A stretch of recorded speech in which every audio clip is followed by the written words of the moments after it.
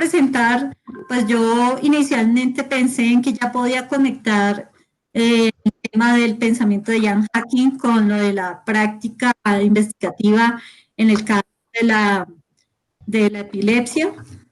Pero pues ahora encontré lo que por sugerencia de Francisco me parece muy útil, que es como conocer más sobre la vida del autor o más sobre cómo es el desarrollo del pensamiento de Jan Hacking. Y pues eso es lo que quiero mostrarles hoy, que yo sé que eso ya se puede entender cada vez más con la explicación que hice en la vez anterior, con relación a toda esa matriz que es sintética con respecto a cómo es el desarrollo del pensamiento de Jan Hacking, sabiendo que este autor tiene un carácter centrado en el realismo científico de entidades, pero no en teoría, no en la parte de teoría. Y vamos viendo ahora cómo precisamente está relacionado con todo el pensamiento post-Kuhniano, de lo de que es el cambio de las revoluciones científicas y cómo está vinculado, por ejemplo, con las ideas de Bruno Latour, o sea, con esta sociología de la ciencia que nosotros estuvimos también estudiando el primer semestre con el profesor José Luis. Entonces voy a leer apartes, voy explicando, o también puede ser que vayan haciendo preguntas para poder ver esa conexión. Sí, una muy respetable sugerencia es para ayudar a contextualizar a José, porque los tres sí sabemos a qué corresponde que Kun y que no sé qué, en qué época es eso. Entonces es bueno para que José pueda ubicarse también en su esquema de tiempo. Espera, Francisco, hay muchas cosas a las que yo voy a, por eso, a parar y a pedirte el favor que hagas explicaciones, porque son muchos detalles, no solo de Kuhn, también hay que explicar unas cosas de Francis Bacon, hay que explicar unas cosas del empirismo. Entonces, lo que yo sugiero es que para poder ir tomando como Vale. yo o ustedes, por ejemplo, Karen o Francisco o al mismo José, paramos, porque es un señor que él mismo reconoce que no tiene una línea específica de pensamiento.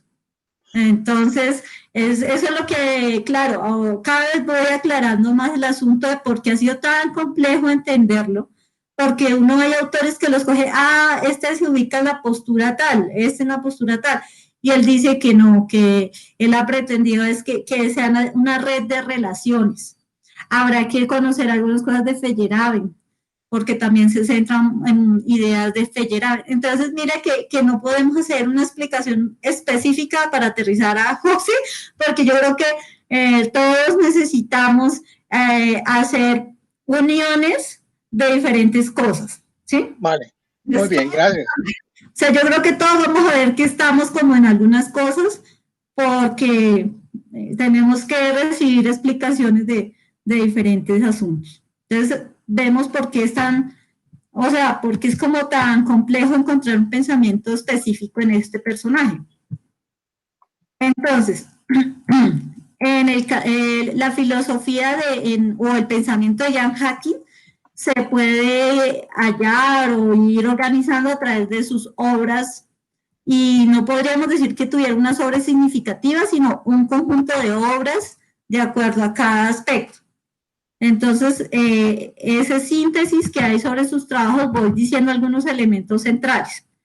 Entonces, en primer lugar, tener en cuenta que en el pensamiento de Jan Hacking, no se puede ver como una única manera, sino que tiene ideas o es un pensamiento con elementos dispersos, que dice él mismo que no pueden ser unificados, que su pensamiento como tal no es unificado, sino que es una red de conexiones, como si se tratara de temas subyacentes. El énfasis que le ha dado es a la práctica en general y de manera particular a la práctica experimental. Más adelante vemos que ahí es donde se conecta con el trabajo de Latour. Y el carácter histórico que pretende inaugurar en referencia a los discursos y las prácticas. Entonces, primer elemento, no es un pensamiento unificado, Segundo, que le da una importancia a las prácticas y en forma particular a las prácticas de orden experimental, y que dentro de ello entonces hay una alta o una relación como en clave, como conectada con la obra de Kuhn, pero que él mismo la considera como post-kuhniana, porque su pensamiento es una respuesta a los interrogantes que planteó Kuhn en varios aspectos o problemas. Y por ello lo asume el giro histórico y sociológico señalado por Kuhn y procura ofrecer son respuestas a resolver. Entonces aquí esto de Kuhn sí creo que podrías, si te parece, Francisco, para que nosotros recordamos y para ubicar a José, si no es claro, qué quiere decir con el pensamiento kuhniano y por qué podríamos decir de alguna manera que estaríamos hablando de un personaje post-kuhniano. Muy bien. Bueno, para todos vamos a recordar y José, que es la persona que no conoce esto, pues comentarle. Thomas Kuhn es filósofo e historiador de la ciencia. Él, hacia finales de los años 40, desarrolló un estudio acerca de la, llamémoslo así, la evolución histórica de las teorías en la física. Y a raíz de eso fue configurando un pensamiento en relación con la naturaleza de la actividad científica y sus productos, que son las teorías científicas. En todo lo que fue la década de los años 50, fue madurando esas ideas a raíz de ese estudio documental que hizo sobre historia de la física, que lo llevó a establecer unos análisis de épocas en épocas que le permitió, por ejemplo, ver la revolución copernicana, el cambio del concepto de sistema mundo, que venía del sistema de Ptolomeo desde los griegos, donde la Tierra era el centro del universo, a la concepción heliocéntrica, donde el Sol es el centro, y vienen las explicaciones de las órbitas, vienen las explicaciones de los ciclos planetarios que planteó Copérnico. Y bueno, con las ideas que aportó también Tycho Brahe en su época, y por supuesto con los aportes en relación con la física que hizo también Galileo Galilei. En ese proceso de 10 años, estas reflexiones no fueron netamente históricas, sino también fueron filosóficas, en el sentido de ver cómo era que se iban dando las transformaciones de esas teorías, viéndolo en el gran marco de la historia.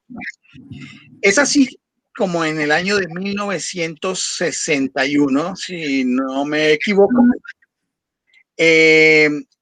hace una publicación que se llama La estructura de las revoluciones científicas. En esa obra lo que hace es plantear los resultados síntesis de los análisis de los últimos 10, 12 años que ha hecho en relación a la historia de la física y el análisis filosófico sobre esa historia de la física y cómo se van dando los cambios de teoría de un nivel de teoría a otro nivel de teoría. Y es allí donde surge el concepto inicial que se conoce como paradigma, que yo sé que tú lo conoces en otras áreas de conocimiento y que la gente después lo ha popularizado, entendido como un gran paraguas que contiene, llamémoslo así, todo el conjunto de visiones, formas de conocer, maneras de hacer las prácticas, los métodos utilizados, los lenguajes que son también usados y la estructuración de la razón de organización de las teorías.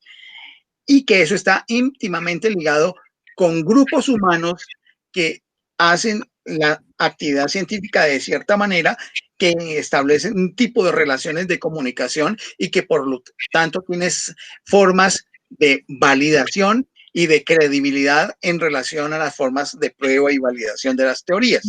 A ese conjunto se le conoce como paradigma.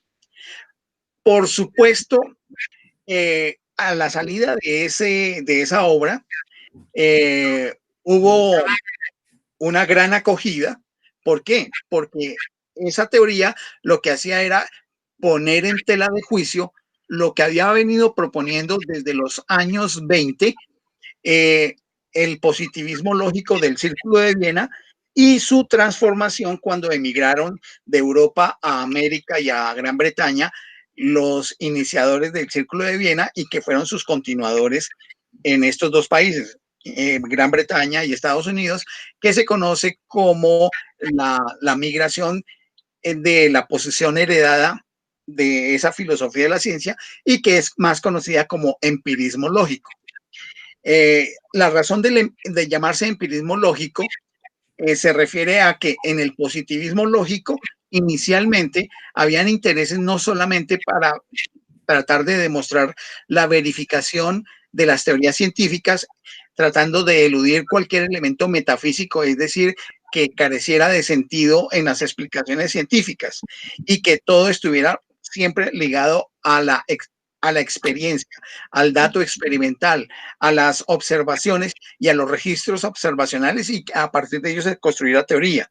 Pero eso generaba una serie de problemas que no fueron posibles solucionar y cuando llegaron los migrantes a los Estados Unidos, luego de la Segunda Guerra Mundial, empezó un proceso de cacería de brujas. Esa cacería de brujas la inició el director del FBI, porque muchos de los intelectuales europeos que emigraron, que eran de origen judío, una buena cantidad, habían estado militando antes de la Segunda Guerra Mundial, a principios de siglo, en las dos primeras décadas del siglo XX, en partidos socialistas y partidos comunistas. Los Estados Unidos, en sus autoridades, consideraron que era supremamente peligroso que llegaran académicos, artistas, intelectuales, novelistas, comediantes que hubiesen tenido un pasado relacionado con esas formas de ver el mundo, el socialismo y el comunismo, porque veían como un peligro para el sistema capitalista que llegaran esas ideologías. A raíz de eso, el director del FBI, que ahorita se me fue el nombre, el eterno, el que duró 50 años. ¿Cómo dices? McCarthy, no, el macartismo. No, ahí, ya te explico lo de McCarthy. El director del FBI de ese momento empezó a hacer una especie de control en relación con los que habían venido de Europa. Entonces, junto con un senador norteamericano de apellido McCarthy, empezaron a hacer una especie de cacería de brujas, tratando de ver cuáles eran los antecedentes de los distintos.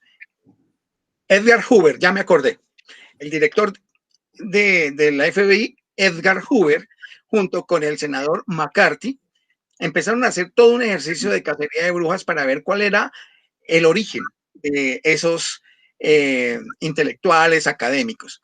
Dentro de estos, pues estaban todos los que habían venido de Austria, del Círculo de Viena, pero también los que habían venido del Círculo de Berlín, los que habían venido de la llamada Escuela de Frankfurt, que es otra línea que, por ejemplo, en la maestría en Filosofía de la Ciencia, la Escuela de Frankfurt nunca la han tocado. Pero yo les dedicaré en algún momento un tiempo para explicar la evolución de la Escuela de Frankfurt y cómo la Escuela de Frankfurt tiene nexos con la filosofía de la ciencia. Continúo. Entonces, a raíz de eso, por ejemplo, Rudolf Carnap, que era uno de los que había migrado de Estados Unidos, eliminó todos los componentes de análisis histórico, análisis social, análisis político que se habían gestado en el Círculo de Viena. que eso se trabajó en el positivismo lógico del Círculo de Viena, y solamente dejaron los análisis de tipo empírico y de tipo lógico. Por eso es que desde los años 50 en adelante, lo que antes había sido el positivismo lógico se llamó empirismo lógico. Esto porque querían salvaguardar todas las seguridades del caso y que no fueran expulsados de los Estados Unidos, porque hubo gente que fue expulsada, porque se les acusaba, por ejemplo, de espionaje o de actividades ilícitas que iban en contra de la seguridad de los Estados Unidos. Entonces, esto también para reiterar lo siguiente, yo he insistido mucho la necesidad de siempre comprender las teorías en los marcos de la historia y de las sociedades, porque las teorías no son ajenas y no importa de qué área del conocimiento sea, no importa de qué área de las ciencias sea, no importa qué área de la cultura sea, todo ello está involucrado en el marco de relaciones sociales en momentos históricos y por supuesto también en pujas de orden político y social. Entonces, esto sucedió. Entonces, se transforma en empirismo lógico.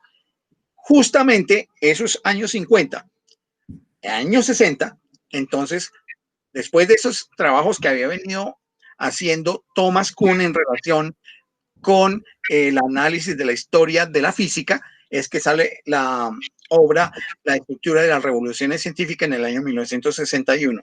Entendido esto, en este contexto que acabo de marcar, la recepción fue muy agradable para muchos porque ahí se estaban señalando algunos elementos que no habían sido tenidos en cuenta ni por el positivismo lógico del Círculo de Viena y mucho menos por las nuevas elaboraciones del empirismo lógico que hicieron. Fue mucho más reducido todo el análisis de la ciencia, porque se quedó solamente en análisis semántico y análisis lógico de las teorías. Y, por supuesto, había más elementos. Por esa razón, Thomas Kuhn, al aportar los elementos de la concepción de paradigma y explicar cómo es que hay unos periodos donde hay un paradigma, donde hay un sistema de pensamiento que es hegemónico y rige los procesos de investigación, después vienen procesos de crisis de ese paradigma porque empiezan a aparecer anomalías, es decir, hallazgos, descubrimientos que no son consistentes con las teorías que están vigentes y que en la medida en que van apareciendo más anomalías, empiezan a aparecer más población de la población científica que empieza a estar no conforme con el paradigma vigente. ¿Y esto qué implica? Pues una lucha interna entre los que tienen las nuevas visiones y los que tienen las visiones estándar o tradicional. ¿Esto qué genera? Si se acumulan muchas anomalías, el paradigma vigente empieza a resquebrajarse. Y ahí es donde viene todo el proceso de revolución científica. Y en el caso de Kuhn, en su explicación que estaba dando allí, lo que hizo fue mostrar las debilidades que traía el positivismo lógico y el empirismo lógico, entendidos como la visión heredada de la filosofía de la ciencia que había hecho el Círculo de Viena. Entendido eso de esta manera, entonces se puede entender que se veía la necesidad de entender los procesos de las ciencias también en un sentido histórico. Y después, decía Astrid, los aportes de Bruno Latour, que unas décadas después de los años 60, pues justamente aporta las ideas de hacer los estudios también con base en las estructuras de relaciones sociales, que eso sí se dejo que Astrid pues ahí avance porque creo que tiene algo para decir, a menos que ella después me diga que le apoyen en alguna cosa. Pero entendido eso, vale decir que unos 8 o 9 años después de salido la estructura de las revoluciones científicas, Kuhn hizo un reescrito de ese primer libro, porque en los años 60 recibió también algunas críticas. Hay una filósofa de la ciencia de apellido Masterson que le encontró en un análisis muy riguroso de las teorías, de la teoría de las estructuras de las revoluciones científicas, que había 21 significados del término paradigma y que era necesario precisarlo. Por esa razón, entonces, en el postscriptum, la reescritura, él precisó el concepto de paradigma, pero ya no lo llamó paradigma, sino lo llamó, ¿me ayudas? Matriz disciplinar. Entonces, el concepto matriz disciplinar es menos conocido que el de paradigma, porque es que el de paradigma se volvió como una especie de concepto rockstar y entonces fue invadiendo múltiples áreas y la gente ha quedado con la idea de paradigma, pero han hecho muchas tergiversaciones del concepto. Por eso el concepto más técnico, hoy por hoy, en sentido kuhniano, sería matriz disciplinar. Ahí, con eso cierro esta primera parte de la explicación que solicitaba Astrid para que ella siga haciendo su exposición. Gracias. Entonces, ahí vamos viendo, tengan muy en cuenta lo que ha dicho Francisco, porque cada uno de esos genera en este autor, en Ian Hacking, como aristas. No es tampoco conjunto en una sola, sino hace otras derivaciones que salen de Kuhn. Entonces, por eso, claro, hace como una red de relaciones. En ese caso, entonces, primero, como la manera como más específicamente se ha estudiado a Ian Hacking ha sido por sus obras, hacen conjuntos, ¿no?, de libros para poder ver cómo se ha desarrollado su pensamiento. En este caso, entonces, vamos a tomar un primer momento, una primera fase que tiene que ver con la perspectiva de estadística y probabilidad, por la formación que él tiene en el campo, digamos, de la física. Este es un fuerte en él, además porque busca ser también como didáctico para sus estudiantes. Entonces, en esa primera arista de red de complejidad que está en el pensamiento de él, la probabilidad y la estadística es como algo transversal a su pensamiento.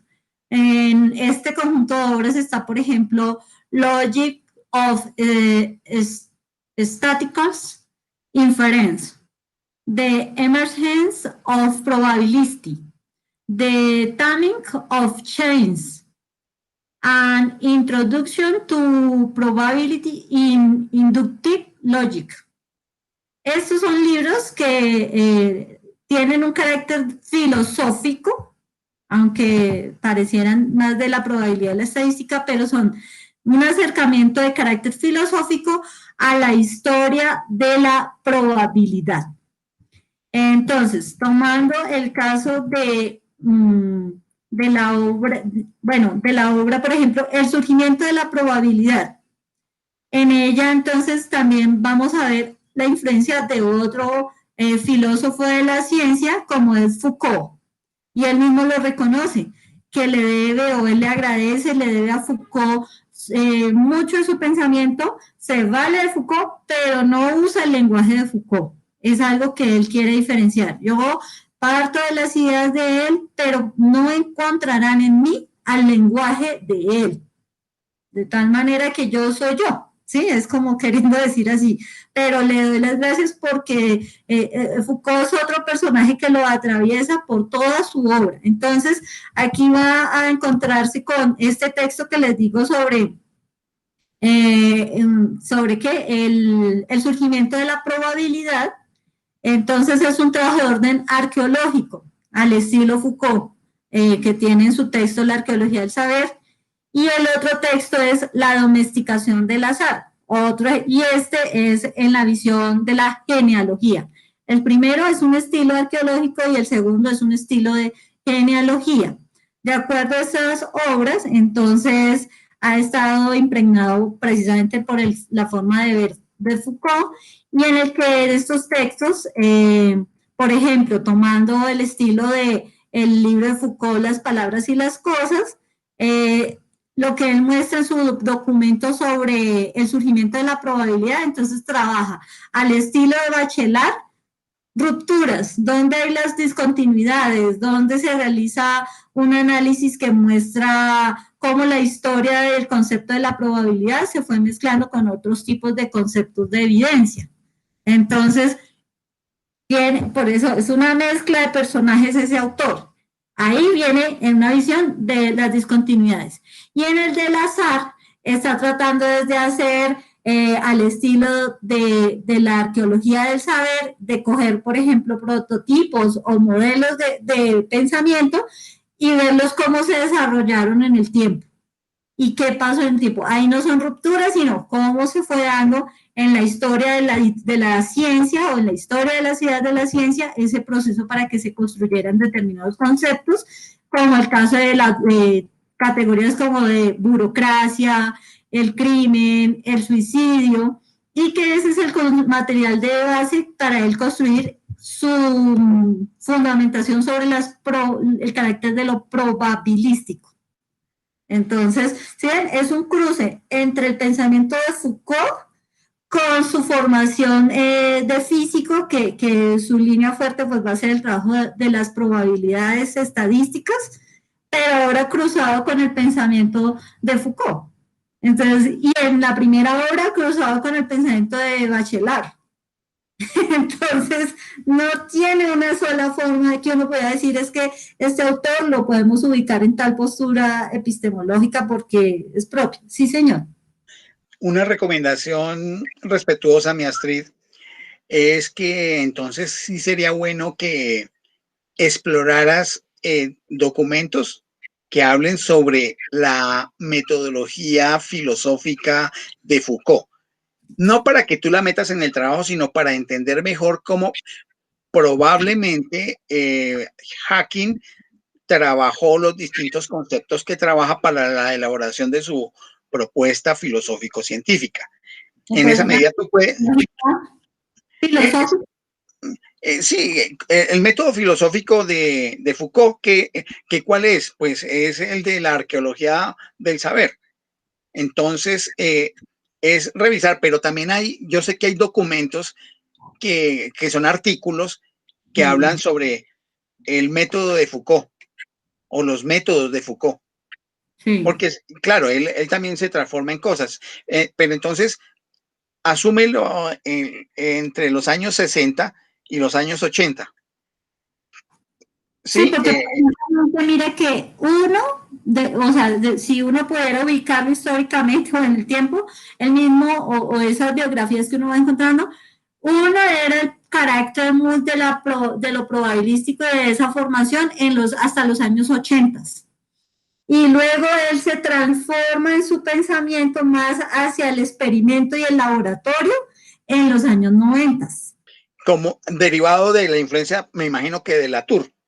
Exacto. Sí, entonces, sí, eso que tú me diste esa idea de buscar como la genealogía o la línea de pensamiento, sí, este señor es un personaje que se transforma y no podría uno por eso tan fácilmente ubicarlo, decir que pertenece a determinada corriente, sino ha tenido influencias.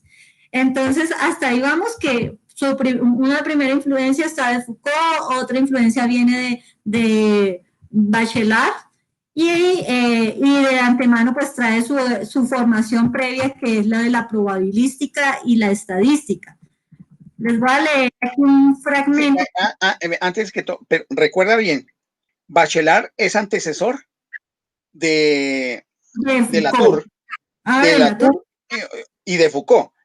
Porque Bachelard, en los escritos de Bachelard, años 30, años 40, no sé si hay algo de los años 50, sí es posible. Y después viene, por supuesto, Foucault y un poquito después Latour en esa secuencia para los usos tuyos. Sí. Voy a leer esto y por qué este pedacito, este fragmento, y es en lo que tú me has hecho como siempre, como que caiga en cuenta, para aclarar por qué o en qué se puede sustentar el decir que Hacking trabaja sobre la relación causa-efecto. Y esto es tomado del libro de Representar e Intervenir. Y el tema otra vez del azar y de la probabilidad. Dice, nuestro mundo, creemos, puede ser no determinista, pero eso no quiere decir que vivamos en un mundo libre de causa y efecto o acerca del cual no podemos tener certezas. Entonces, es como esa, yo veo como el ambiente de un pensamiento que es sinusoidal, o sea, no es fijo, pero tampoco por eso está en un extremo de que cualquier cosa es, sino ¿Por qué no lo lees muy despacito otra vez? sí, sí, señor. Dice, nuestro mundo, creemos, puede ser no determinista, pero eso no quiere decir que vivamos en un mundo libre de causa y efecto, o acerca del cual no podamos tener certezas. ¿Sí? Solamente quiero decirte, eso se parece mucho al pensamiento final que tuvo Popper, que él era determinista y después fue migrando hacia una postura en la que se señalaba que el mundo era una realidad de propensiones. Y las propensiones es algo cuando tiende hacia algún punto, hacia alguna dirección, y que se puede solamente establecer eso a través de probabilidad estadística. Entonces veo que hay como coincidencias. Esto como para que tú lo sepas también en el juego de cosas que se están trabajando. Porque pues cada vez lo veo a él como una red de sistemas de pensamiento. Y, claro, pues la actitud que yo tenía era de verlo como que ubicarlo en un sistema de pensamiento y no es posible. Más bien es como identificando en qué parte se acerca a quién y así sí pueden entenderlo. Entonces ahí viene lo del azar, ¿no? El azar y la probabilidad. Entonces, en ese sistema de pensamiento que está en él, pues también es que dedica, o en otra parte de eso del azar, se dedica a escudriñar el poder y el control, afirmando que la realidad nada escapa a esa probabilidad. Y veo que eso del poder y el control es la herencia que recibe de Foucault, porque a Foucault le interesa el tema del poder y de, ¿sí? Pero él en relación al poder con respecto a las condiciones de probabilidad y azar. Bien, es una mezcla, ¿no? Yo no lo veo ahora así como tan fácil, como tan homogéneo en su forma de ver. Entonces, hasta aquí con esas tres obras para decir esa primera, digamos, como caracterización, que hasta donde entiendo, fue muy propia hasta los años 80 en la vida de él, de muy centrado en Foucault, en la visión de la probabilidad y el azar, y en la condición de cómo entonces yo no puedo, o sea, él no se aleja de las relaciones causa-efecto, como las discusiones que de pronto nos acercamos más con Francisco, él sí se va por lo de las relaciones de causalidad. Pienso que eso puede ser también por la formación que tiene como físico. No entiendo, no entiendo, No no sé entiendo, si. Ajá. no entiendo. Es que cuando hablas causa-efecto, pero dices después que no, no la causalidad. Que no se quede, o sea, que él no se queda con ese pensamiento como algo fijo, porque también introduce el azar, ¿sí ves? Pero no se aleja tampoco de la relación causa-efecto, que en las discusiones que nosotros hemos hecho, Francisco, pues hemos ido viendo que la relación causa-efecto no es como algo suficiente para explicar fenómenos, por ejemplo, humanos. Que él más adelante en su última etapa, por eso es que va a abordar los fenómenos humanos. Entonces ahí él sí le veo que sigue manteniendo pues esa relación de la visión causa-efecto. Sí se mantiene en esa estructura de pensamiento a pesar de que estudie fenómenos humanos. ¿Sí? Yo diría lo siguiente, porque esto nos sirve para todos. La relación de causa-efecto, si se traduce estadísticamente, es el valor equivalente a 1, desde el punto de vista de la probabilidad. Es igual a 1. Pero la probabilidad va entre 0 y 1 o 0 y -1. si es positiva o negativa. Y cuando decimos que algo es efecto de algo, así con total seguridad, es porque la probabilidad es 1, que es traducido de otra manera. En 100 casos en que se haga X, sucede Y. Pero sabemos que en el mundo las tendencias no son así, de que en 100 casos o 1.000.000 de casos no va a ocurrir 1.000.000 de efectos, sino que va a haber una proporcionalidad de ejecución. Y a eso es lo que Popper, por un lado, llama propensión y lo que los demás han llamado probabilidad. Ese es importante. En los dos está implícita la idea de causa-efecto, sino que la causa-efecto en probabilidad es una causa-efecto atenuada. Es importante que lo entendamos así, porque de esa manera no separamos el concepto de decir que es que probabilidad es una cosa y causa y efecto es por allá otra.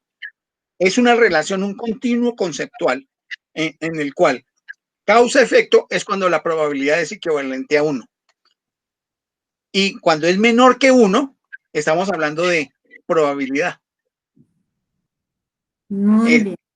Era eso. Sigue. Entonces ese es el camino claro que está en Ian Hacking, porque es precisamente de las probabilidades en razón a un acercamiento a 1.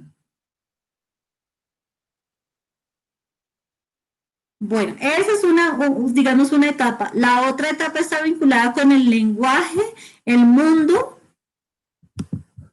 ¿cómo es que se llama? Historia, conocimiento y lenguaje. Entonces, esta, digamos, sección de su producción intelectual tiene 3 características y vuelve a Foucault. Entonces, ¿cuáles son esas 3 características en relación a lenguaje, historia, conocimiento y lenguaje? El primero, Hacking toma posición con respecto al lugar que se le debe otorgar al lenguaje dentro de la filosofía. Y la obra aquí va a ser, ¿por qué el lenguaje importa a la filosofía? El título nos está dando esa pauta. ¿Por qué el lenguaje importa? ¿O por qué el lenguaje importa a la filosofía? Y en ese caso, entonces, la primera característica es que toma posición con respecto al lugar que debe otorgársele al lenguaje dentro de la filosofía. Precisamente porque el vocabulario, los términos, él va a decir esos conceptos o esas palabras, lo que son las entidades, ¿sí? Las entidades van a tener un significado particular para ese caso, por ejemplo, para ese momento, que eso es lo que se le llama el nominalismo, ¿sí? Un significado, señor. Eso significa que las entidades son construcciones lingüísticas. Tiene, o sea, en ese caso, él en su carácter metafísico, a pesar de que es una construcción lingüística, existen. Es una buena cosa que seguramente te preguntarán si cuando estamos hablando de una entidad es una, construcción lingüística que constituye un correlato de algo experimental. Es bueno que lo mires, porque si no quedaríamos netamente en el lenguaje performativo. Y podría acusarse de que, por ejemplo, las teorías de la física entonces serían meras nominaciones de cosas y se puede decir cualquier cosa. ¿Qué se entiende por performativo? Que el lenguaje tiene... Buenas tardes. Buenas tardes.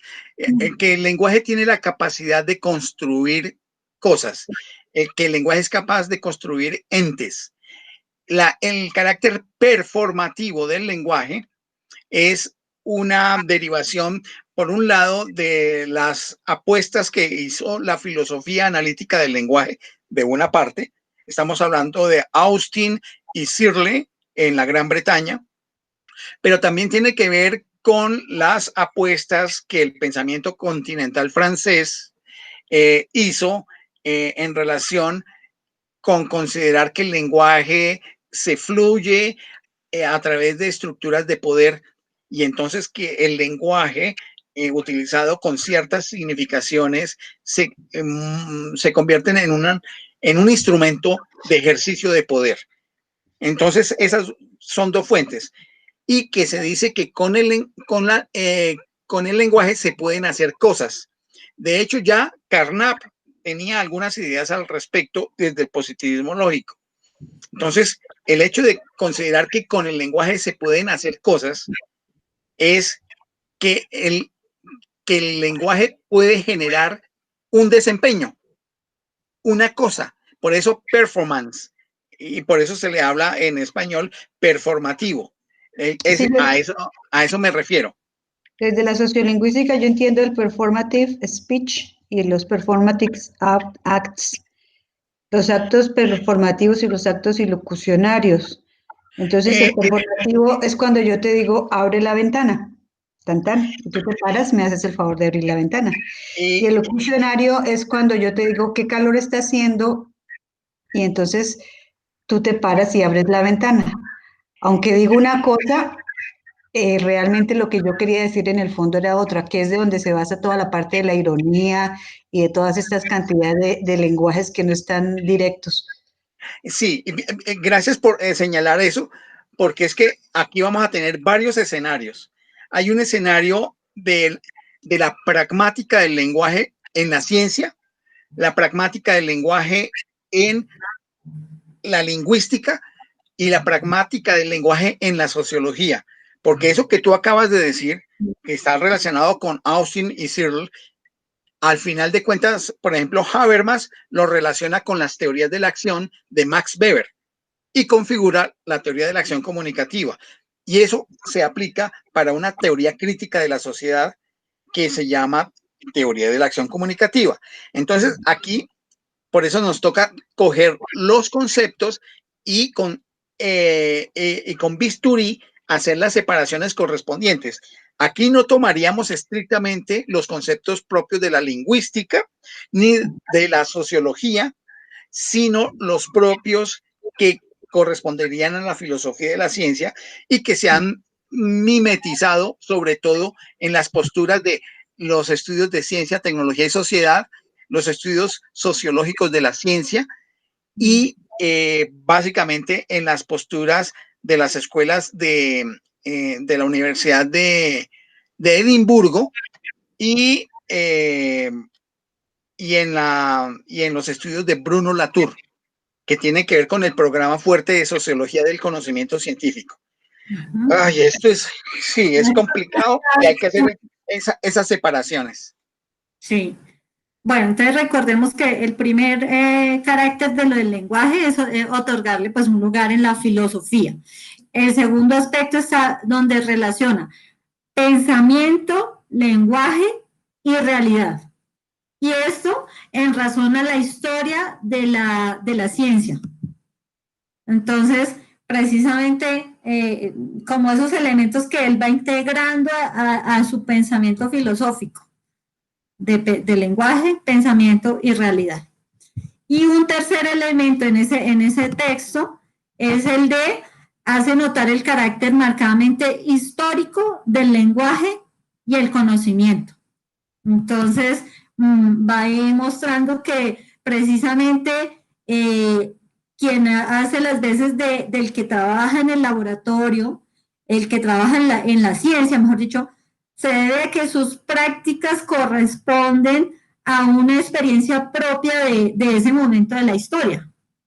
Pero esto va cambiando también por la manera como precisamente se reentienden los problemas de la ciencia o se van instrumentalizando de determinada manera porque no es el pensamiento, no es la teoría la que direcciona. En hacking no es la teoría la que direcciona la ciencia, es la práctica y el experimento. Entonces se centra en los experimentos, pero más adelante vamos a ver, no es el experimento por el ejercicio mecánico, sino de toda la experiencia filosófica que hay ahí.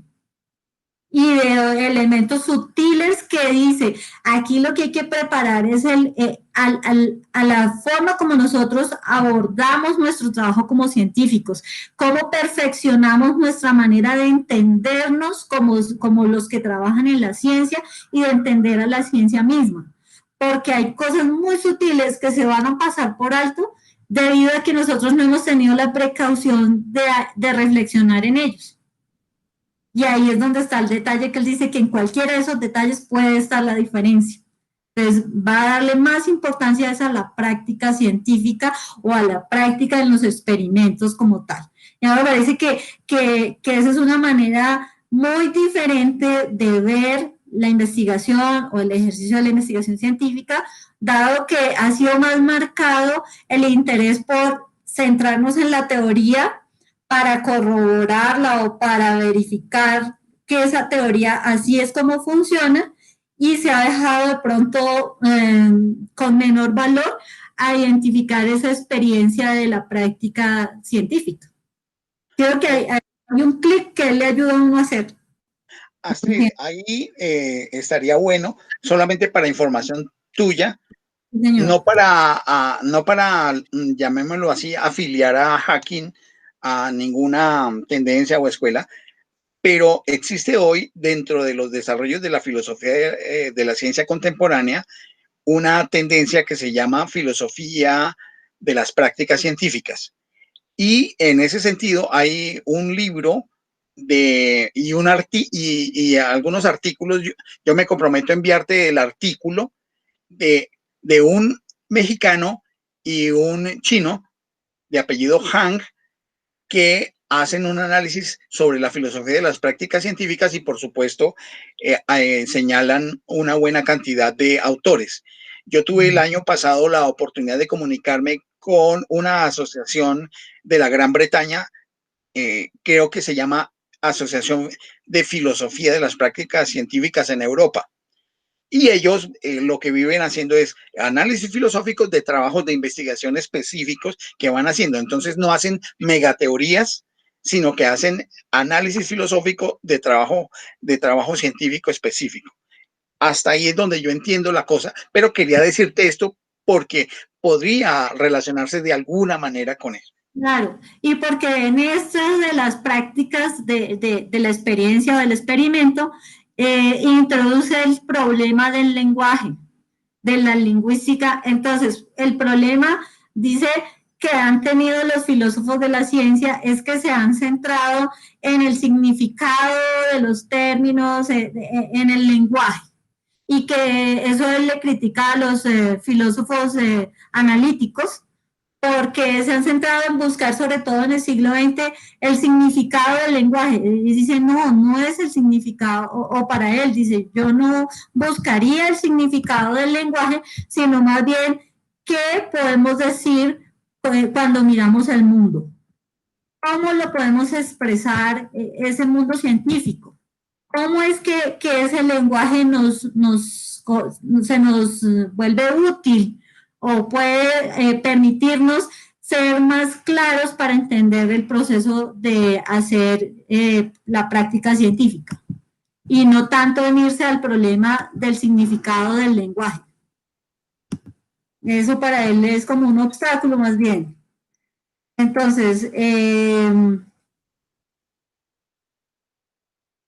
y el otro elemento que él dice ahí con respecto al lenguaje es que los filósofos y filósofos de la ciencia, por estar pensando en el significado del lenguaje, se centraron en problemas como privados de la ciencia, cuando en realidad lo que tiene es que volver el lenguaje como algo público, o sea, como un problema que atañe a todos, que es en resolver problemas, no en quedarnos en la reflexión del lenguaje, sino en resolver problemas que nos puede ser útil mediante el lenguaje.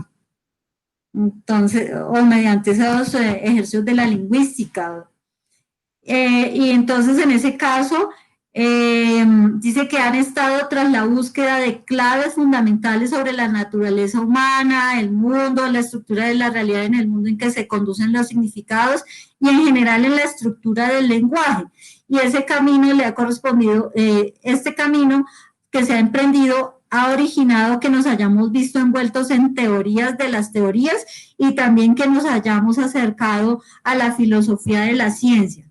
Es decir, tiene sus ventajas porque ha permitido construir esto que se conoce hoy como filosofía de la ciencia, pero a él le encuentra más problemas, porque nos quedamos enredados en la teoría, pero no en el hacer. Él es más de ir a la evidencia, a la práctica, que al ejercicio de la reflexión sobre la reflexión. Quizás el papel más pronunciado lo asume, aquí entonces entra en diálogo con otros dos autores, con Feyerabend y con Davison. ¿Ven? Entonces va recogiendo de diferentes autores. Entonces, ¿qué toma de Feyerabend? Dice que para Feyerabend no tiene sentido hablar del significado. El problema no es que haya una teoría equivocada, sino más bien es que debemos abandonarla y en su lugar debemos volver a contemplar las proposiciones sin ir a sus significados, es decir, a su aplicación. Ahí tiene un carácter de lo pragmático que recupera o que toma de Feyerabend. No le interesa el significado, sino de cómo es que lo podemos tener para su uso. Entonces, el observador y su experimento no actúan entre sí por medio de los significados, sino que lo hacen por medio de las proposiciones que emiten en determinados espacios y que significan no porque nos dediquemos a su análisis de significación, sino porque con ello lo que hacemos es poder ejecutar o llevar a cabo el trabajo científico. Debemos centrarnos en ese sentido en la relación efectiva entre la práctica de las proposiciones y el mundo. Aquí yo veo que concuerda con lo que había comentado anteriormente. Precisamente es que él se centra en cómo es que se dan esas prácticas, qué es lo que hay en esas prácticas que podemos recuperar como parte de la reflexión filosófica y con ello entonces ver cómo avanza o cómo se mueve el pensamiento científico, pero no para entrar a discutir sobre la teoría, su validez, su confiabilidad, sino cómo es esa práctica científica. Es en relación al tema del lenguaje. Bueno, eso en cuanto a Feyerabend. Por el lado de Davison, acepta que las proposiciones tengan un sentido de correspondencia, pero no en correspondencia con los hechos, sino por la forma en que nuestras palabras enganchan con el mundo. Es decir, que ahí no es una relación de identidad, sino de vuelve y juega, de cómo actuamos en el mundo, de cómo se hace la práctica científica o el experimento. Es interesante porque es que Donald Davidson es un filósofo de la ciencia de corte analítico. Entonces, él analiza el lenguaje en esa perspectiva analítica. Pero, sin embargo, por ejemplo, los aportes con Feyerabend son totalmente diferentes, porque si Feyerabend en una primera parte era de tendencia popperiana, después abjuró de cualquier postura de ese racionalismo metodológico estricto que proponía Popper y le da un portazo a lo que él llama la razón científica y da la posibilidad a algo que sería el todo vale de los distintos conocimientos sin darle mayor valor al conocimiento científico analítico, sino dándole la apertura a muchos tipos de conocimiento y que es lo que se ha denominado anarquismo epistemológico. Entonces, veo que es bien interesante porque es que toma como unos aspectos de unos filósofos y toma aspectos de otros y con ellos hacen una configuración, una mixtura. Sí, entonces ya vemos, en la primera etapa que son sobre probabilidad y estadística, toma entonces de Foucault y toma de Bachelard. Y de Bachelard. Luego cuando se va al tema del lenguaje, el lenguaje, el mundo científico, entonces aquí toma desde Feyerabend y de Davison, pero no es todo. Toma más de Feyerabend, o sea, se siente más cercano a Feyerabend, sin embargo, de Davison encuentra también elementos de valoración. Y yo pensaba que cuando estaba hablando del tema del lenguaje iba a tomar como los que decía Estela, al estilo De los analíticos británicos. y no, porque él dice que ese es el problema que ha tenido la filosofía como tal en cuanto a los aportes a la filosofía de la ciencia, que se quedan enfrascados en los temas de la reflexión del significado y de cómo las teorías se debaten entre sí, y es ir precisamente a las prácticas y cómo en esas prácticas hay unos elementos útiles que se dejan pasar por alto porque le falta al investigador tener esa calidad de observador. Entonces, ahí arma otro paquete de pensamiento. Listo. El otro nivel de pensamiento, que esto ya es más amplio, es el de la intervención de la ciencia en el ámbito de lo experimental, que es, pues a mí me parece que es como lo más fuerte en él, porque tiene que ver con la práctica en la investigación, o la práctica, perdón, de tipo experimental. Y aquí tomo este fragmento que está otra vez en el texto central de él, que es el de representar e intervenir. El verdadero tema de este libro es el papel del experimento en la ciencia. Quería intervenir la tradicional jerarquía de la teoría sobre el experimento. Así que el realismo científico era un tema de moda en aquel momento que resultaba conveniente colgárselo a un libro que nadie creía querer. La filosofía de la ciencia experimental, una experiencia de movimiento de retorno a Francis Bacon. Y aquí es donde yo te decía otra vez que necesitamos de tu ayuda, porque precisamente es como volver a esa forma de cómo Francis Bacon habla es de ¿qué? Este juego de palabras que tú haces Ese día. Saber para poder.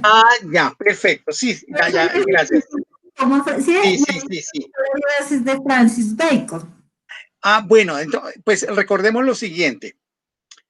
Francis Bacon, que es uno de los iniciadores del proceso de la revolución científica, es uno de los pioneros, pues en su obra El Novum Organon establece una crítica al órganon de Aristóteles, que durante un poco más de 15 siglos manejó las ideas del pensamiento y la construcción de conocimiento y pensamiento en el hemisferio occidental europeo, pues, que pervivió el pensamiento de Aristóteles, por supuesto, gracias a los árabes, que fueron los que mantuvieron las obras de Aristóteles después de que hubo las invasiones bárbaras y se destruyeron muchos documentos. Pero a raíz de la conservación que tuvieron los árabes, entonces se preservó ese saber de Aristóteles, y dentro de ellos estaba el órganon, que establecía, llamémoslo así, como el rigor del pensamiento y la razón para hacer el pensamiento, para la filosofía, para la explicación del conocimiento. En el Novum Organon hay unos cambios, porque si Aristóteles hablaba de la inducción y la deducción, Francis Bacon hizo énfasis en el carácter fundamental de la inducción, y que el método inductivo es aquel que es el primordial para tener realmente conocimiento del mundo, y que por esa razón en ese Novum Organon hace el planteamiento de la necesidad de establecer un método que, de acuerdo con lo que hemos venido viendo a lo largo de la historia en los últimos 4 o 5 siglos, sigue más o menos moviéndose por los mismos órdenes, donde uno puede ir a los hechos, hacer las verificaciones, hacer los registros, formular respuestas hipotéticas, confrontar esas respuestas hipotéticas y validar o rechazar esas respuestas hipotéticas que haya planteado. Y en esa medida plantea la necesidad de trabajar en ese sentido, cosa que después tienen ustedes en cuenta. Fue criticado el asunto del inductivismo por parte de David Hume, al señalar que la inducción no tenía un carácter lógico, sino más bien se reducía a una experiencia de orden psicológico de la práctica de vivencia cotidiana. Asunto que en el siglo XX vuelve y se retoma con la crítica que hace Popper en la lógica de la investigación científica a las propuestas verificacionistas del positivismo lógico. En eso Popper pues no tiene ninguna originalidad porque ya Hume había planteado el problema. Pero lo básico de Francis Bacon aquí es el proponer el método experimental. Y el método experimental es poner a prueba supuestos o hipótesis de respuesta a determinado tipo de fenómenos y con ello contrastar si la supuesta respuesta corresponde o no corresponde a lo encontrado en los hechos del experimento. Entonces, en ese sentido, se traduce en que uno puede experimentar para saber, saber para poder y poder para transformar. Claro, Bacon no llega hasta el transformar. Es simplemente el saber para poder, en el caso de Bacon. Eso sería, Astrid. Y precisamente ahí es el punto que va Ian Hacking, porque él dice que es el experimento con el cual lo que quiere es que se pueda tomar o se pueda tener el poder para hacer cambios, para hacer transformaciones, para hacer ese es el poder, porque es que insiste él precisamente en el experimento y en la forma de que hay que romper. Aquí es como una discusión que tiene con respecto a, no refutando, sino reconociendo unas ideas de Alexandre Koyré y de Herbert Butterfield, que prueban que estaba en lo cierto cuando dice que la transformación de las ciencias clásicas durante la revolución científica es atribuible con más exactitud a nuevas maneras de contemplar fenómenos ya estudiados que a un conjunto de descubrimientos experimentales imprevistos. Yo entiendo, de acuerdo a lo que está recuperando ahí, y concordando con lo que venías diciendo de Francis Bacon, que precisamente de lo que se trata es con esos experimentos, con esas experiencias en la ciencia, no es para quedarnos en el carácter contemplativo o de la reflexión sobre ello, sino que con eso hay que hacer son transformaciones, hay que generar, y ahí es en lo que se identifica precisamente Ian Hacking con la postura de Bacon, con lo que le está reconociendo Koyré y este otro que yo no había escuchado. Butterfield, no me acuerdo haberlo escuchado antes, pero que van en esa línea de que es no para el carácter contemplativo, es para el carácter de la transformación.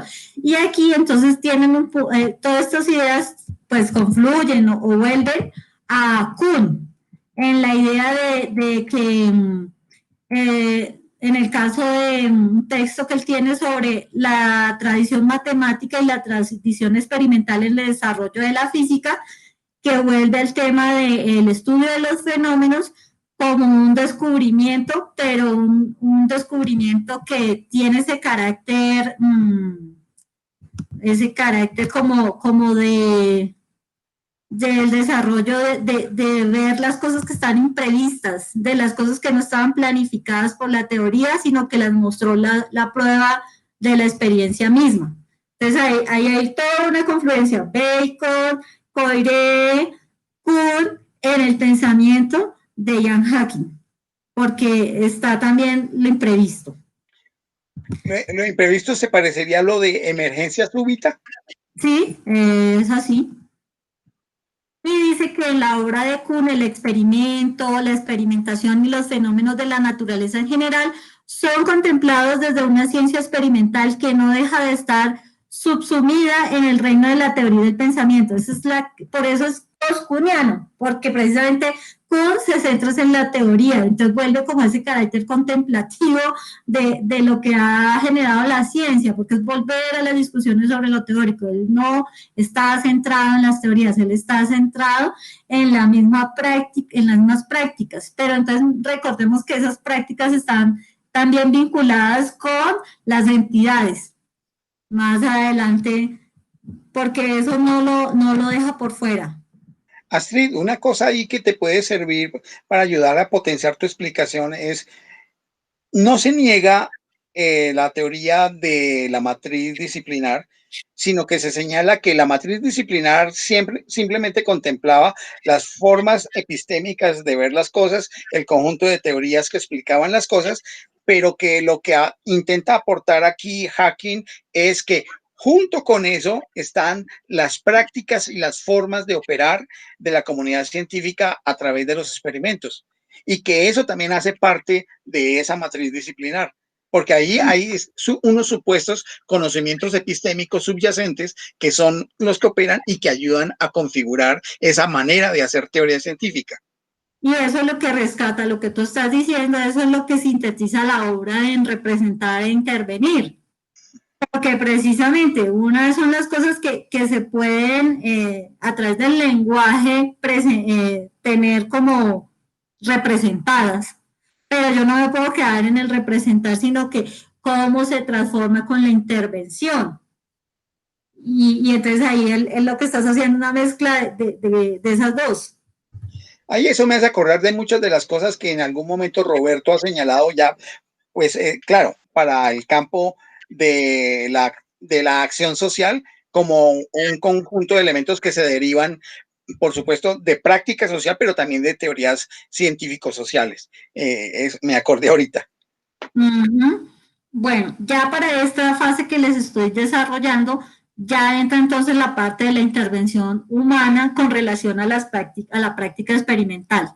Dice que los filósofos de la ciencia constantemente discuten sobre teorías y sobre la representación de esa realidad, pero no dicen casi nada acerca de los experimentos, la tecnología o el uso del conocimiento para la modificación del mundo. Y ahí me hizo recordar pues lo que tú estás haciendo en tu artículo, en tu trabajo final, porque precisamente ya en este ejercicio de la tecnociencia o de todo lo que se está desarrollando, no es un carácter contemplativo, no es para yo aprenderme las teorías, es para actuar en ese y para actuar en un sistema de este andamiaje tecnocientífico para la producción, también para la explotación, para la generación de nuevos recursos, es decir, se dispara a otros puntos de la producción que antes no eran tenidos en cuenta, hasta como la parte de la mercantilización. Y aquí creo que en eso está cercano lo que has dicho con lo que ha planteado Jan Hacking.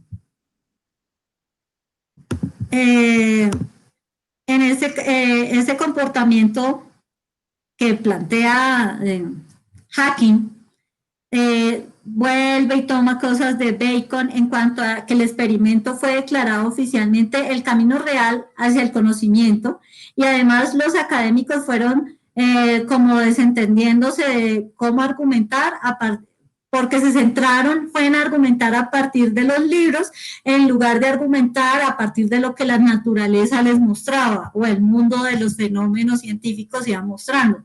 Y eso hace que precisamente se entres en el academicismo, en que se le dé más importancia a la teoría que a las experiencias de la práctica científica en el ejercicio de cómo se hace filosofía de la ciencia.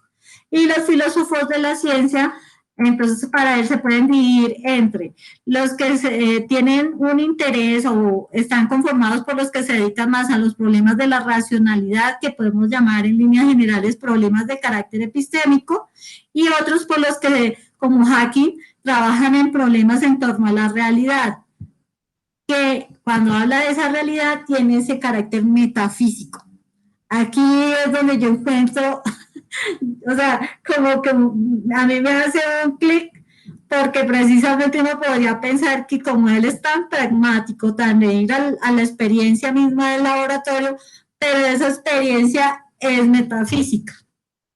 Ahí sí, bueno, se fue Francisco a ver qué pudiera decir, pero yo veo que ahí es donde está ese sentido como complicado O sea, como así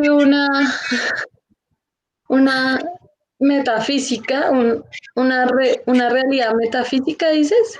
sí, claro, porque para él Francisco en un momento que era súper, es lo siguiente, que ahí es donde empieza a encontrar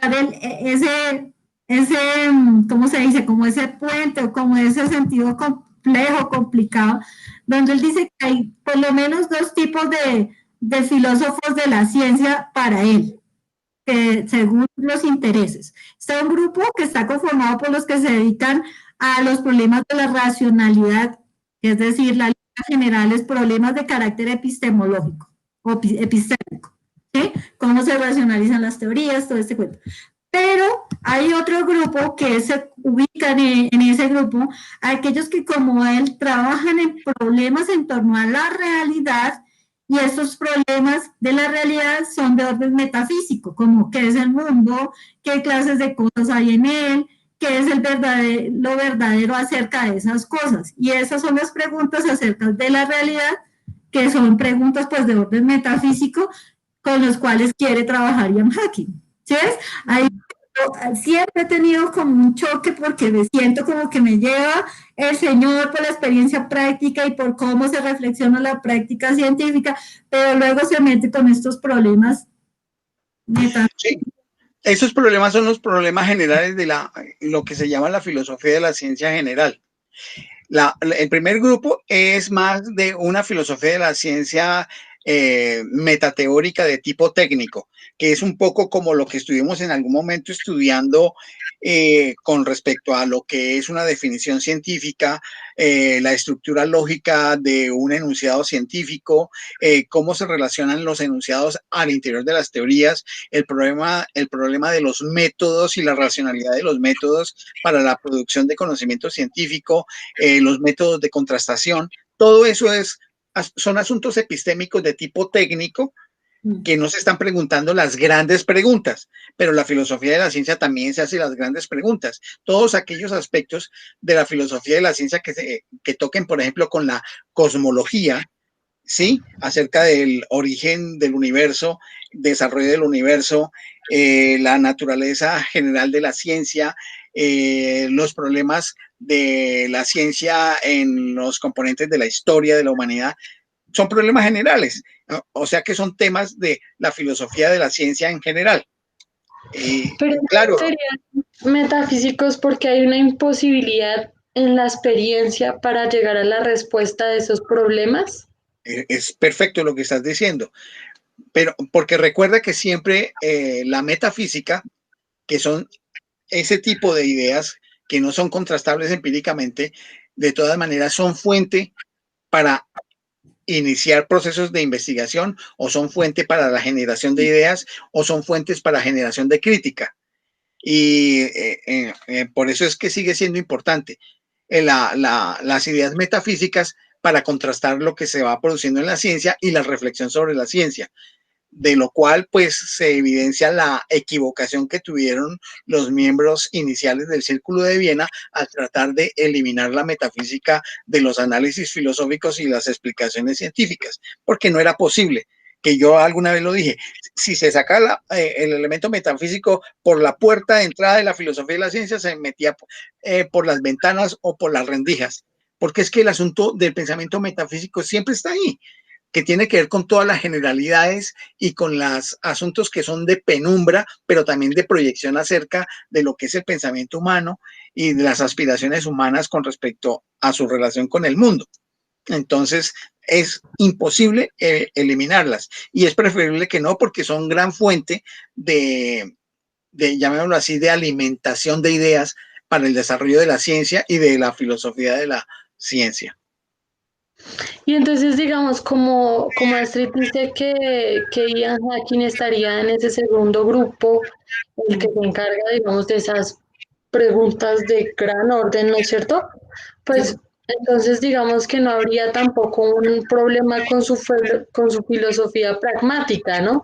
Porque habría un reconocimiento de que todo no se puede solucionar con la experiencia. Eso es muy lúcido lo que tú estás diciendo, yo no lo había pensado. Creo que te sirve mucho, Astrid, porque lo que pasa es que como que coge los dos extremos.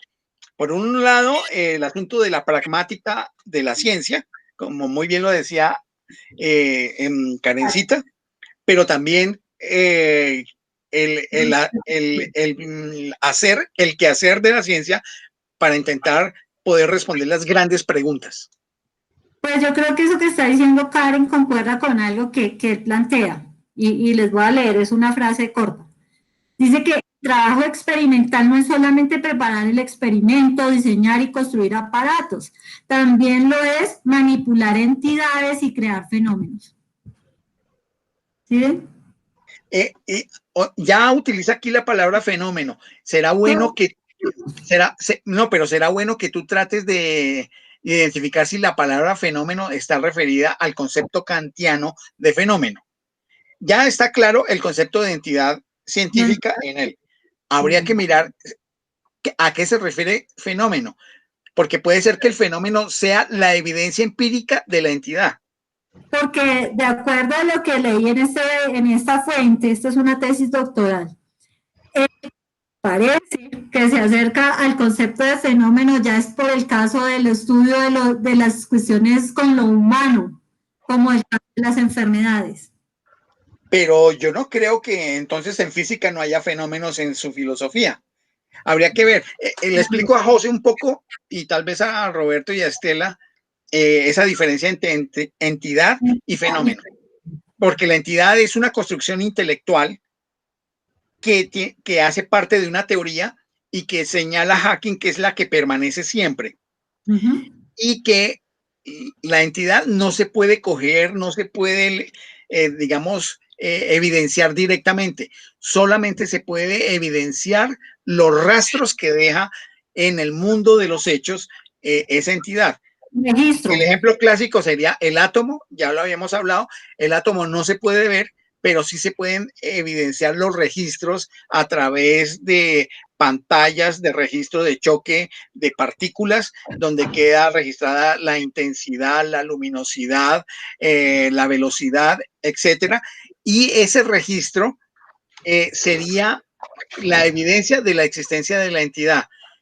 La pregunta que hay que tratar de resolver es si el registro de los hechos en los experimentos es lo que llamaría Hacking fenómeno y que el fenómeno fuese una respuesta empírica de lo que sería la entidad teórica.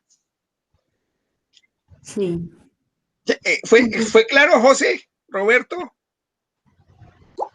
Pues en el caso mío, yo lo llevé inmediatamente al tema de los espíritus, cuando se aparece una entidad, dicen, entonces tal vez lo relacioné con eso.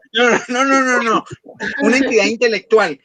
Ajá. El átomo es una entidad intelectual. La Vale. responsabilidad social universitaria es una entidad. Ajá. Eso, son conceptos, ¿sí? Participación social, esa es una entidad. Y el fenómeno sería el registro empírico Ajá. de eso. No lo que vemos, el registro empírico de eso. El registro empírico puede ser unas notas, puede ser una impresión en placas, puede ser un registro de video. Es decir, aquello que me deja huella de que algo sucedió, de algo que yo he construido y supongo, es hipotético también, como construcción teórica, y que es un concepto. Bueno. Aquí no estoy hablando de teoría, sino de concepto, porque esa es la diferencia que hay en Hacking, según lo que nos explicó Astrid. A él no le importan las teorías, sino los entes, que son esos conceptos. ¿Estela iba a decir algo?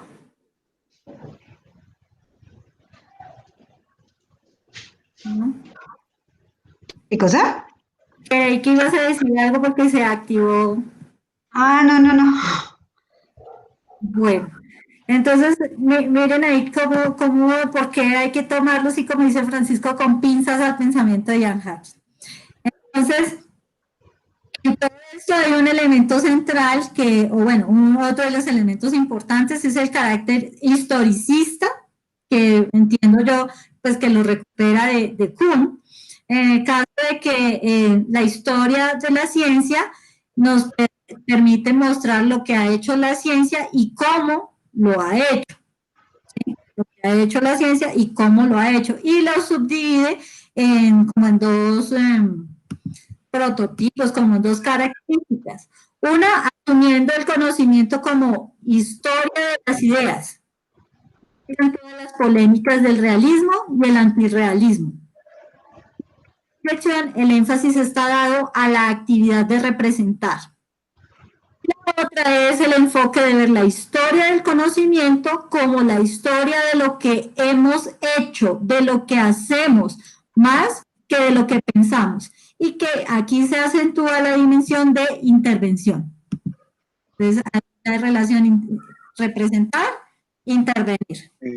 Él define en algún momento determinado lo que considera como ciencia o lo relaciona con Kuhn.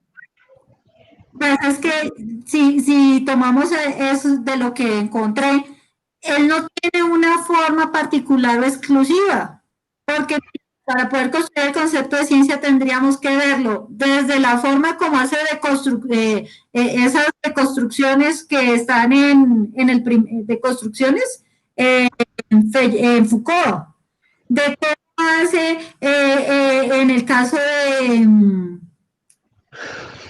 se me fue.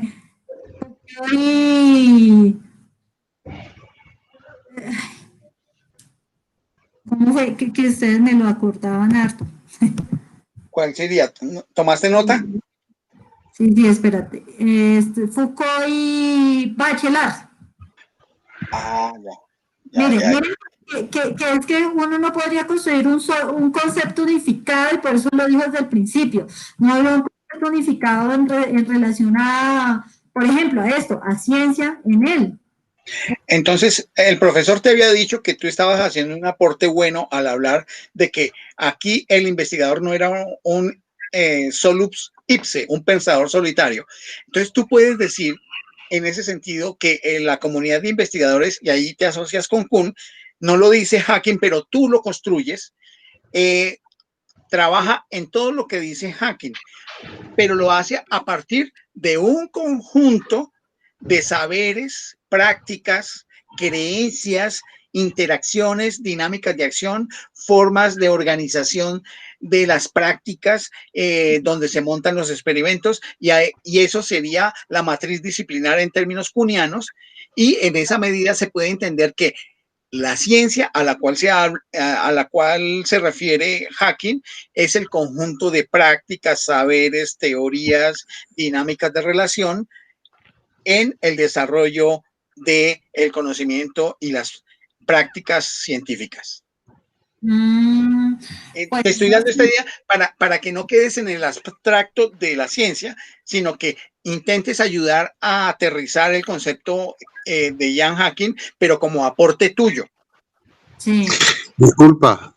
Buenas tardes a todos. Disculpa. Roberto. Buenas tardes. Formidable la presentación, pero me reservo para el final. Pero sobre este punto, tendríamos que hay un pensamiento lineal versus un pensamiento sistémico complejo. Creo que ahí ayuda a ver las dos posiciones, digamos. Estoy de acuerdo con Roberto en qué sentido. En lo que estamos diciendo hace un rato con respecto a que él se va a los extremos. Aquí no es de puntos intermedios.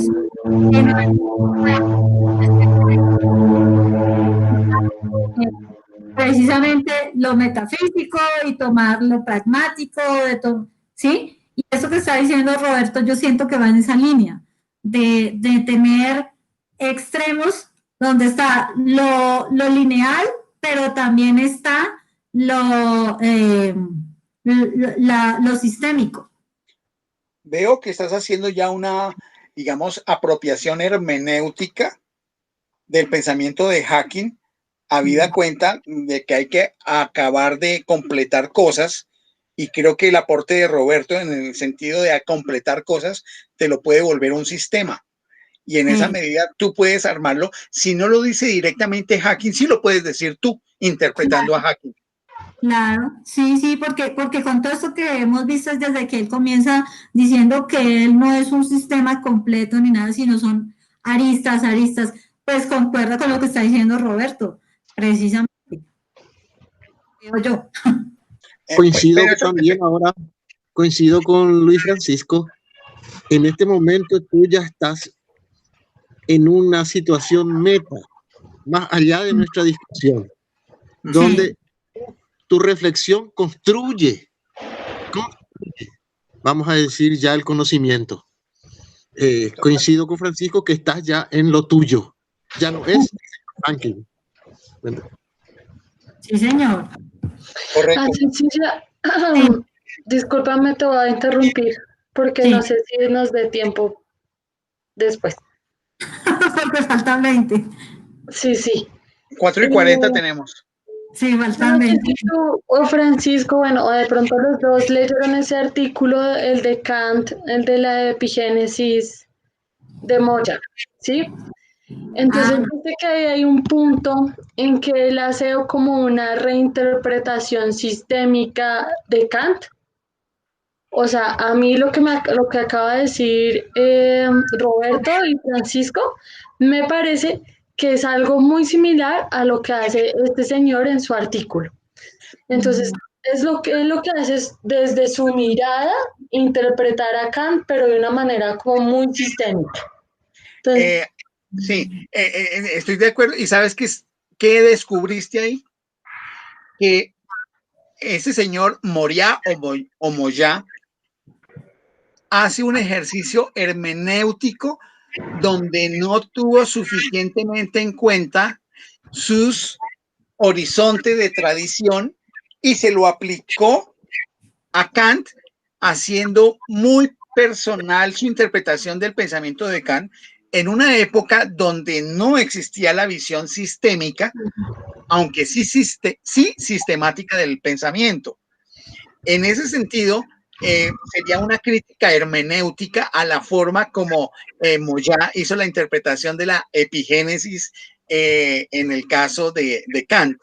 Y esto permite decir cómo uno no puede ir al análisis de documentos históricos de siglos atrás con unas formas de pensamiento contemporáneas sin hacer las revisiones, por un lado, de la fusión de horizontes y por otro lado, el anticipo de compleción cada vez que vaya avanzando para poner entre paréntesis sus propias convicciones de esta época con respecto a lo que se vivía en la otra.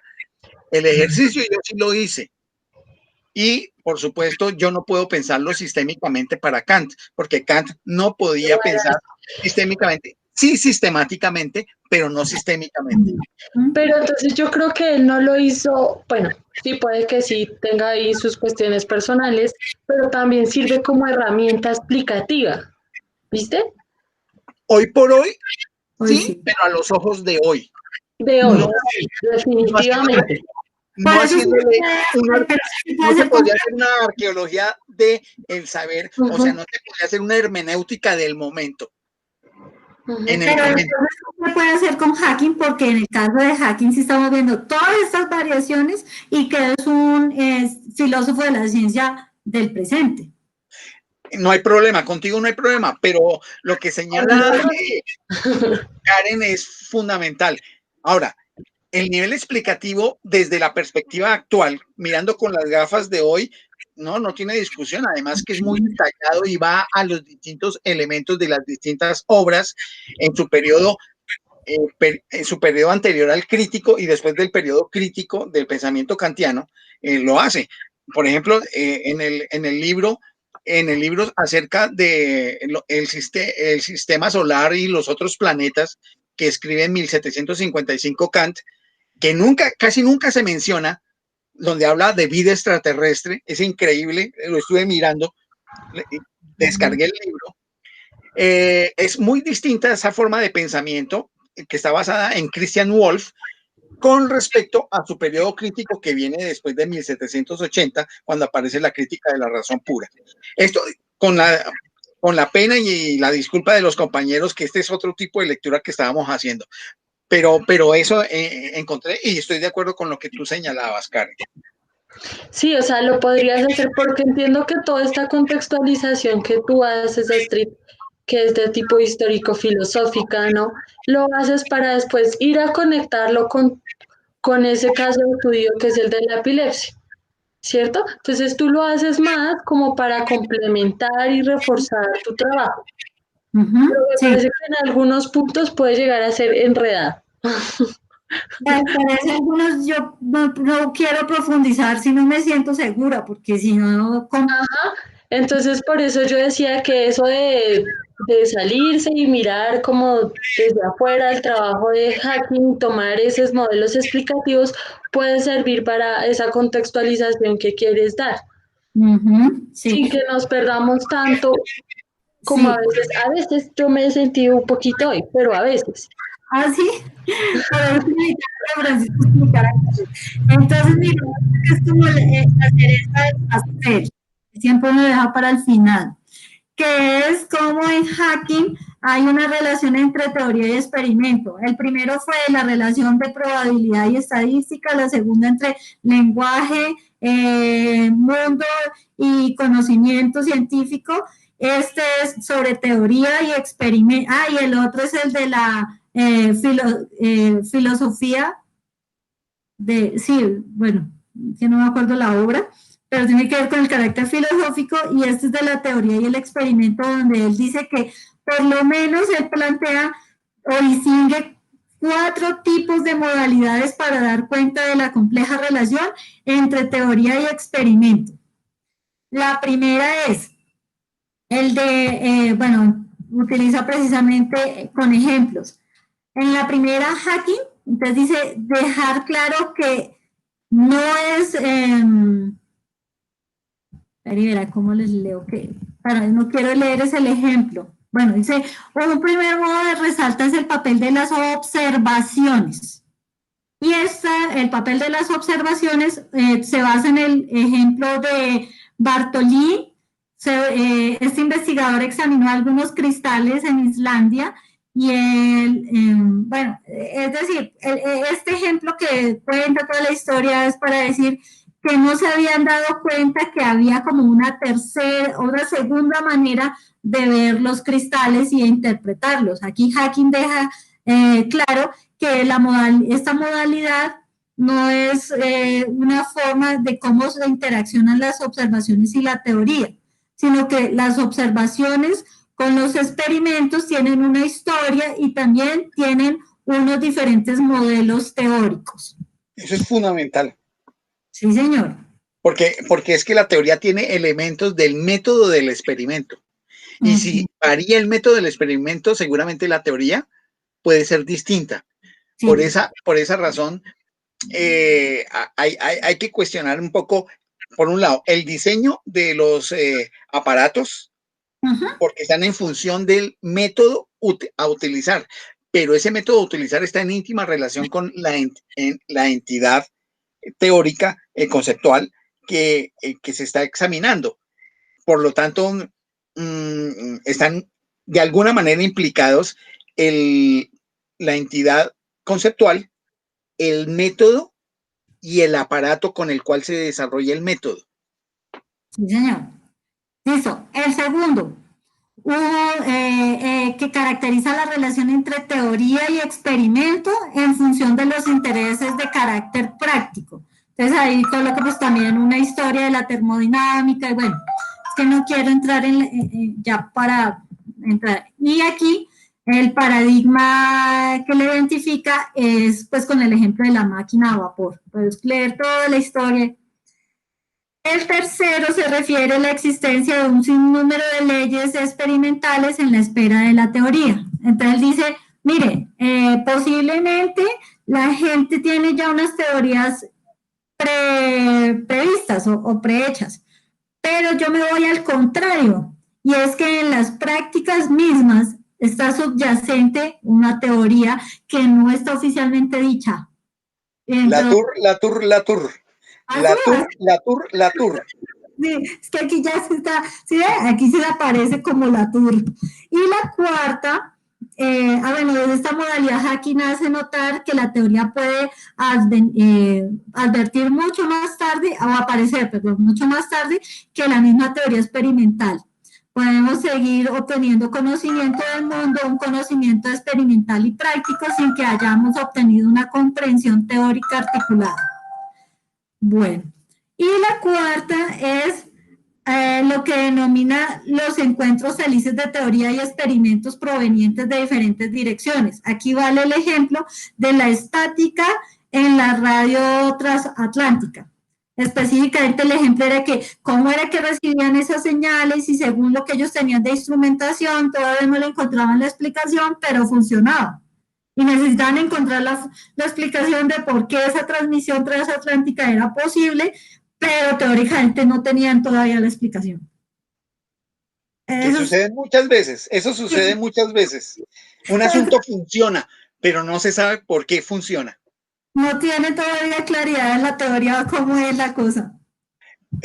Por ejemplo, muchas cosas de la física cuántica con sus aplicaciones, las aplicaciones son excelentes, funcionan, pero la explicación suficiente y total no está. Listo, y cierro diciendo esto, que para hacking, hacking procura hacer entender que cada ciencia tiene su propia y diversa trayectoria, que dentro de una misma ciencia la interacción entre experimento y teoría pueden darse de diferentes maneras. Y bueno, y todavía quedan muchas cosas por ver, como la creación del fenómeno, No, pero muy, ¿sabes qué? Y estamos aprendiendo mucho y te agradecemos porque estos avances de explicación que nos has dado nos permite entender también no solamente tu trabajo, sino una serie de teorías, de conceptos de un filósofo que no está dentro de nuestros marcos de estudio. Y a eso, por ejemplo, dice, tradicionalmente se dice que los científicos explican los fenómenos que descubren en la naturaleza. Yo sostengo que comúnmente los científicos crean los fenómenos que posteriormente se convierten en piezas centrales de su teoría. Los filósofos utilizan palabras como fenomenología con una forma muy distinta a la que dan los filósofos. El fenómeno es por lo general un suceso, un proceso de un cierto tipo que ocurre regularmente en circunstancias distintas. Él está dentro de las grupo de intelectuales de la ciencia que señala que la ciencia no hace descubrimientos, sino que inventa teorías y entidades y fenómenos. Pero eso es muy en la senda que uno diría estaría en un realismo, pero un realismo de tipo performativo, que no sé si también linde con el antirrealismo en el sentido del realismo estricto de Mario Bunge. Pues recordemos que según lo que expliqué en la vez anterior, él está en un punto más cercano a Mario Bunge que al antirrealismo, porque es un realismo de corte científico. Bueno, listo, vale. Gracias. Bueno, y esto es a grosso modo los puntos del pensamiento a partir de las obras de Ian Hacking, porque ya vimos que en las obras hay cosas muy genéricas hoy con respecto a lo que el otro día les había contado con el punto que toma o dónde está ubicado entre realismo y antirrealismo y cuáles son los puntos intermedios.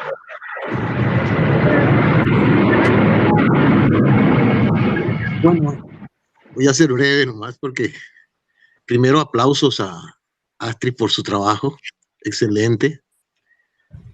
Citó a una cantidad de autores que yo los considero amigos, desde Bachelard, conocidos, ¿no? Bachelard, Bacon. Fue muy breve. Quisiera que Francisco ampliara un poco el papel de David Hume como el que estiró, vamos a decir, la alfombra para que todo el inductivismo casi cayera abajo. Y en el esfuerzo, ni el esfuerzo de Popper lo salvó cuando vino el señor Kuhn y les tiró, vamos a decir, y los tiró abajo. Sería interesante esa explicación.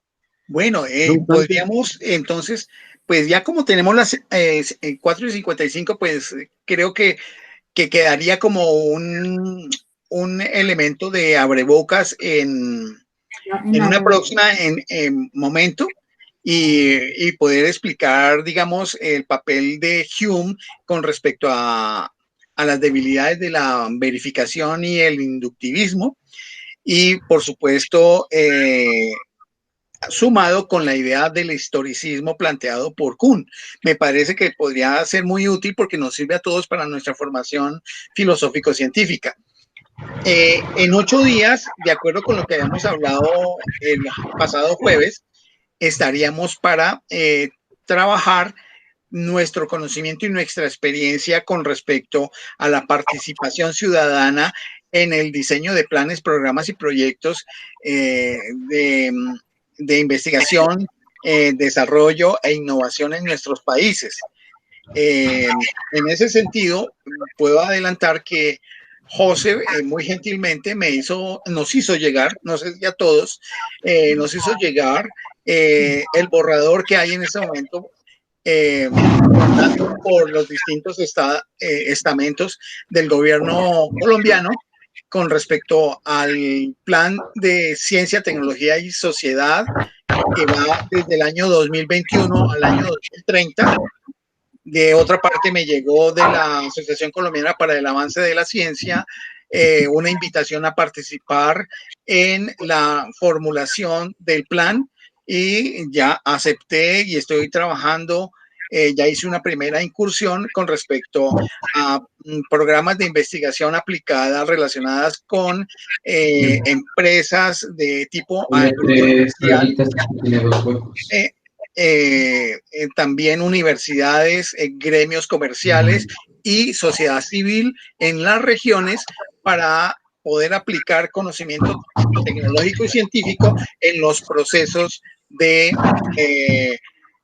producción, para ampliar la producción de las regiones y también para elevar el empleo en estas zonas.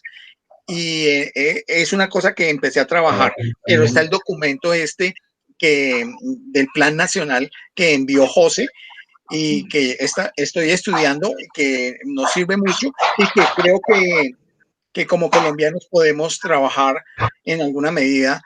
Estelita tiene que cerrar ese micrófono.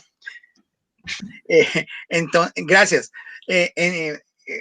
Que podemos entonces en ese sentido contribuir para el caso de Colombia, por supuesto, en la formulación de ese plan. Uno sabe que no necesariamente un plan se ejecuta en su totalidad.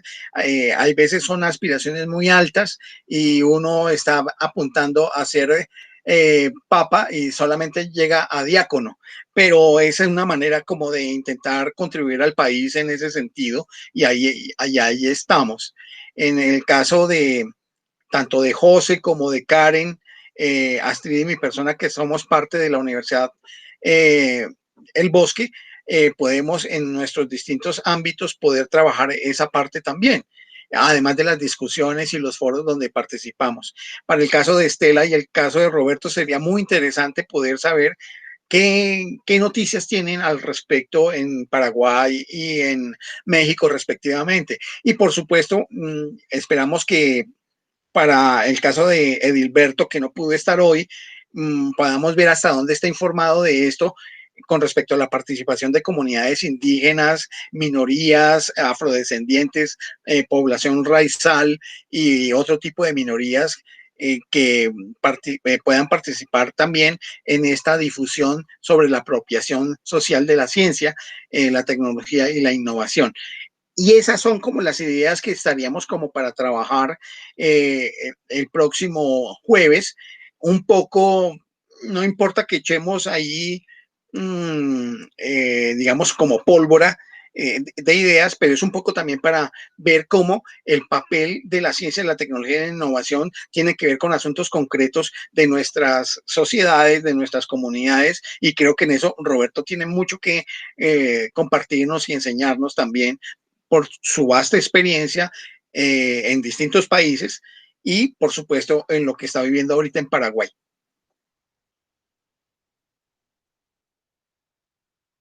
Bueno, Excelente, Francisco. Una última, quiero sí, decirle a Astrid, sí, señor. con esto termino. Ya tú estás construyendo, digamos, tu discurso hecho por ti misma, o sea, como resultado de tu reflexión y de todo este trabajo. La pregunta que te dejo para la próxima reunión es la siguiente.